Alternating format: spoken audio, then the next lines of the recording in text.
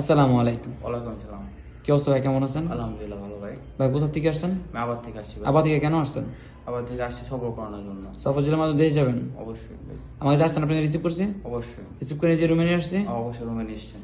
আপনার আমার সাথে কতদিন যাবত কথা? 4-5 দিন। 4-5 দিন যাবত কথা। আমার কাছে ডাইরেক্ট আসছেন? অবশ্যই আপনার সাথে ডাইরেক্ট আসছি বলছে, আপনার সাথে কথা হয়েছে কিন্তু আপনার কাছে আমি আসি নাই। প্রথমত আমি মক্কা কুবরি চলে গেছি। এইবার কথাগুলো একটু মনোযোগ দিয়ে সবাই শুনবেন, সৌদি প্রবাসীদের জন্য উপকৃত হবে। আপনার সাথে আমার কথা ছিল কিন্তু আমি আগে ট্রাই করতে চাইছিলাম বাইরা, পরে আমি মক্কা কুবরি চলে যাই। যাওয়ার পরে একটা দালালের সাথে আমার সাথে কথা হয়।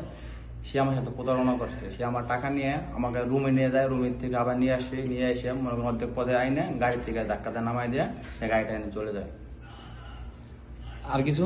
আর কিছু আমি একটা কথা বলতে চাই, সৌদি আরব প্রবাসে যে বাইরা থাকেন ভাই, আপনারা এরকম কোনো রোড গার্ডে কোনো দালাল ধরেন না। অনেক ভালো ভালো দালাল আছে, এই ভাইও আছে।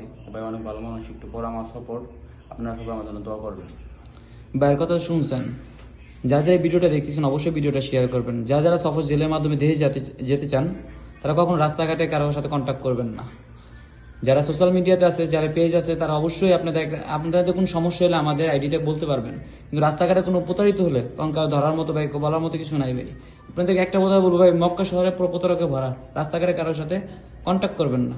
যদি করছেন তো আপনি ফাঁসছেন ভাই, এই যে ভাইয়ের মতো ফাঁসবেন। এর আগে অনেক লোক আসছে, কখনো করি নাই, কিন্তু অতিরিক্ত দেখতেছি, তার জন্য এই ভিডিওটা করা। আর এই ভিডিওটা অবশ্যই বেশি বেশি শেয়ার করবেন, যেন সৌদি আরব সকল প্রবাসী ভাইয়েরা দেখতে পারে এবং কি তাদের চিন্তা ভাবনাটা চেঞ্জ হতে পারে ভাই। 2 টাকা কমের জন্য নিজের টাকা নষ্ট করবেন না ভাই।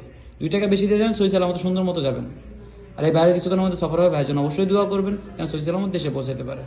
আসসালামু আলাইকুম সকল সৌদি আরব প্রবাসী ভাইদের।